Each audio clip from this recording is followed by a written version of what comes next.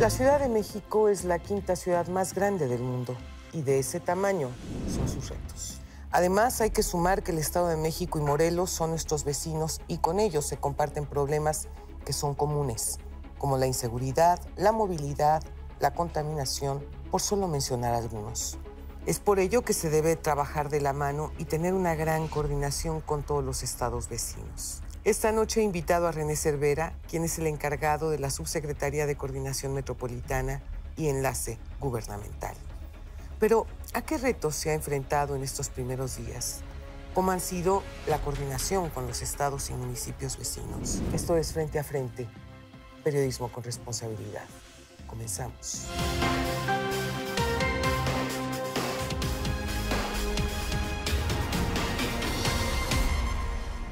Esta noche me da muchísimo gusto recibir aquí en el programa a René Cervera, subsecretario de Coordinación Metropolitana y Enlace Gubernamental del Gobierno de la Ciudad de México. René, bienvenido. Gracias por estar conmigo.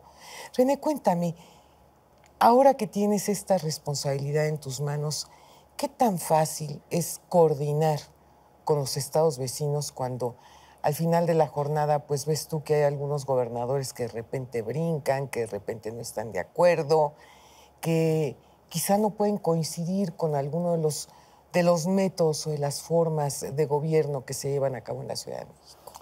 Bueno, es difícil si quienes gobiernan, digamos, las entidades federativas no tienen una buena relación entre ellos, desde luego. Pero no es el caso en esta circunstancia. Yo creo que hay una magnífica relación entre la titular del Ejecutivo en la Ciudad de México, la doctora Sheinbaum, y el gobernador del Mazo en este caso, y el gobernador Fayad en el caso de Hidalgo. Claro. Digamos que la vida... ¿Y con Morelos cómo va? Con Morelos vamos a empezar pronto a buscar algún mecanismo de acercamiento. Sí. En realidad, primero lo planteamos con el Estado de México por una razón natural, que es el hecho de que mantenemos una relación en términos de límites con el Estado de México.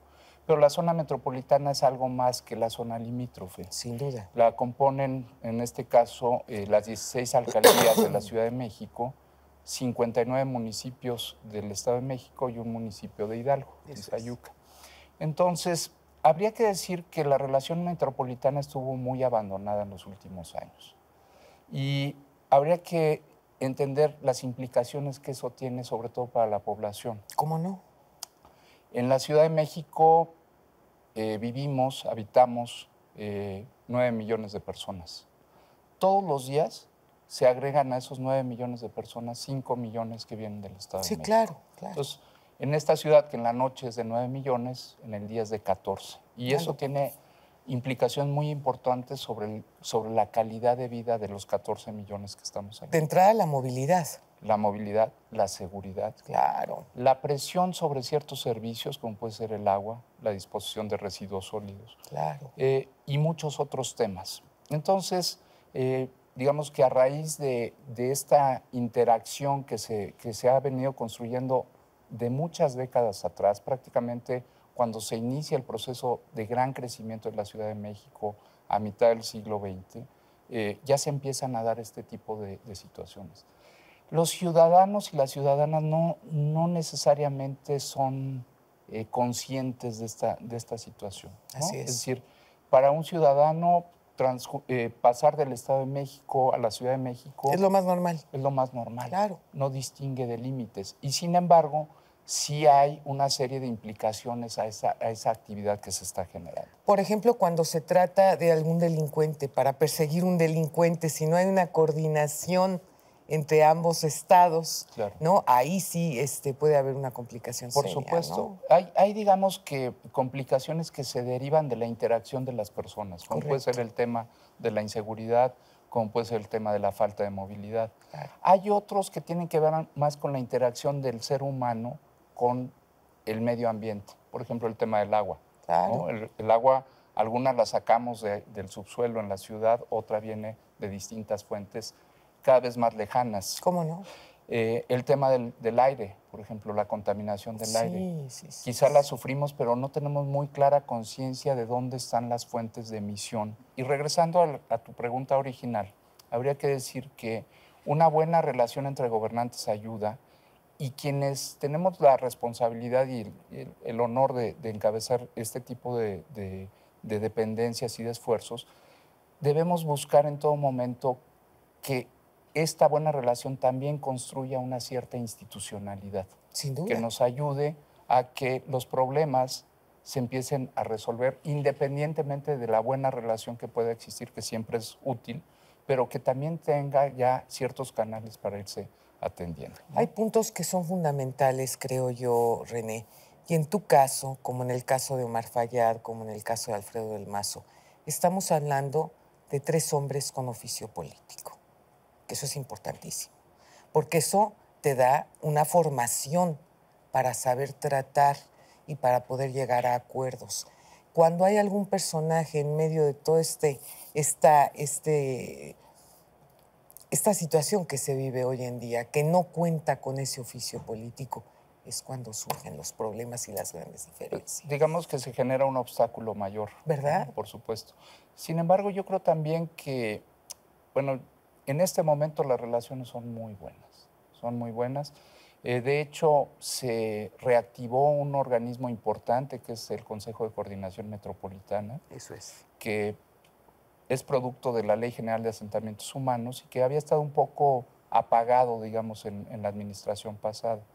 Entonces, muy rápidamente, incluso ya desde la transición, la doctora Sheinbaum buscó tener ya un acercamiento con el gobierno del Estado de México y empezamos a trabajar una agenda de temas que pueden ser relevantes o que son relevantes para la realidad metropolitana del Valle de México. ¿Cuáles consideras tú que son los más importantes en Bueno, este momento? a mí la doctora Sheinbaum me marcó 4 prioridades y creo que son exactamente las correctas. Una es el tema de seguridad. Sí, cómo no. Otro el tema de movilidad, el agua y los residuos sólidos. Eso Entonces, es. con esas prioridades nosotros hemos estado, digamos, buscando los mecanismos para ir avanzando en la solución de problemas, una solución común de problemas que son comunes también, Claro, ¿no? claro. Entonces, en este momento, una actividad en la que estamos metidos es en la creación de la Ley de Desarrollo Metropolitano. Eso es. Esta ley, el día 9 de enero, los titulares del Estado de México y del gobierno de Hidalgo, junto con la jefa de gobierno y el secretario de la SEDATU, firmaron un convenio de intención, un acuerdo de intención para sacar una ley que fuera la misma para las 3 entidades federativas, una ley única, o sea, que pudiéramos salir con un solo proyecto de ley, aprovechando el derecho de iniciativa que tienen los gobernadores y la jefa de gobierno, enviarla a los congresos locales para su aprobación y que éstas las enviaran al Congreso de la Unión en sus 2 cámaras. Es decir, hacer un proceso un poco más desde abajo para la construcción de una ley que nos ayude a resolver los problemas metropolitanos. Pensamos que es muy grande, y sí es muy grande, pero los problemas metropolitanos se resuelven en lo local. Claro. No hay soluciones en abstracto, son soluciones en concreto. Absolutamente. Entonces, lo que estamos precisamente es entendiendo un poco la lógica con la cual se pueden resolver estos problemas. Hasta ahora lo que hemos visto es un intento de generar mecanismos de coordinación entre las entidades federativas. Y está bien, eso es una de las formas en las que podemos ponernos de acuerdo sobre un problema que nos resulta común y cómo lo atendemos, digamos, en los distintos lados de la frontera de nuestras entidades. Pero también hay algunos otros problemas o algunas otras situaciones que se generan en circunstancias de concurrencia, es decir, las entidades tienen respecto de sus alcaldías y de sus municipios las mismas atribuciones, o la federación en este caso. Claro. Entonces, ¿cómo hacemos para ponernos de acuerdo así, verticalmente, en la escala de los niveles de gobierno, para después podernos poner de acuerdo así, ¿no? ¿Y cómo se hace entonces? Pues se hace con mucho oficio político, pero Exacto. también se hace, digamos, teniendo objetivos comunes, ¿no? Yo creo que hay muchas actividades, muchos elementos de la vida pública en México donde tenemos diagnósticos claros de lo que pasa. O sea, cuando planteo estas cuatro prioridades, estoy seguro porque además lo he escuchado, también son las del Estado de México y también son las del Estado de Hidalgo.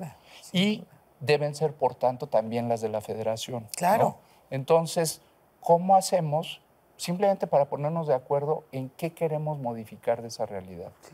¿Qué indicador queremos que se mueva en qué sentido? Para los ciudadanos es muy simple. ¿Qué quieren del tema de seguridad? Pues que se reduzca la incidencia delictiva. ¿Qué es lo importante de esto? Bueno, que ya se están compartiendo información, se está compartiendo inteligencia y se está compartiendo operativos en la zona limítrofe. Tuvimos en enero el caso de una banda, de un grupo delincuencial que asaltó un restaurante en la Ciudad de México. A través del sistema de cámaras se identificó en qué ruta salieron los asaltantes. Y salieron hacia el Estado de México. Fíjate, sí, ¿no? claro. Pero ¿qué sucedió? Con la buena coordinación y con el manejo de información en conjunto, se notificó a la Secretaría de Seguridad Pública por un tema de un GPS de uno de los celulares que robaron, se pudo identificar dónde estaban, se metieron las cámaras, se armó un operativo conjunto y los atraparon. Excelente. Entonces, eso tiene mucha lógica. No tiene ninguna lógica irse a meter a lo loco, como ocurrió en noviembre, al Estado de México y generar un problema social. Necesitamos comunicarnos, necesitamos hablarnos, necesitamos ponernos de acuerdo. Una gran coordinación. Eso es lo que necesitamos. Y creo, y por eso reitero también, que en este momento tenemos esa oportunidad, porque además lo que nosotros vimos en las reuniones que hemos tenido a nivel de 10 dependencias de las dos entidades, es que sí nos podemos poner de acuerdo, primero en una agenda y en segundo lugar en un tratamiento de esa agenda. Y eso es lo que estamos construyendo ahora, de manera tal que creo que podemos ir avanzando hacia adelante. Y bueno, desde algún lugar de Europa tenemos a José Luis del Mar con Una mujer en la historia.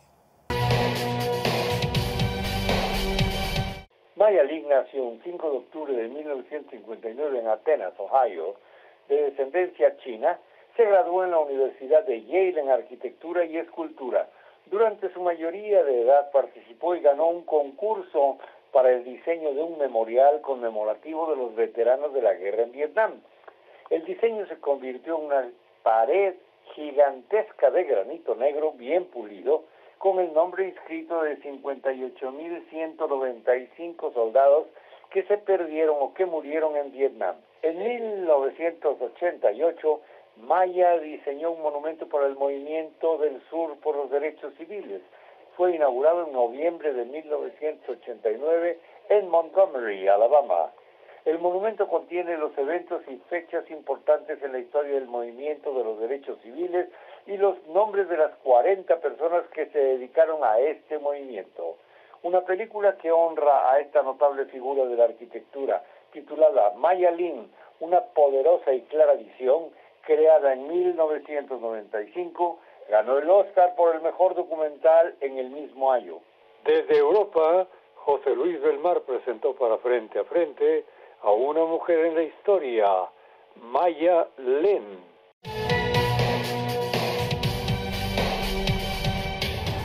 René, tenemos cualquier cantidad de temas pendientes, así que te voy a suplicar de la manera más atenta que regreses para que podamos platicar de todos y cada uno de ellos.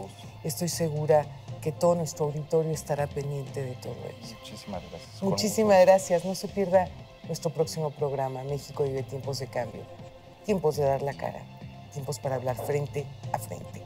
Muy buenas noches.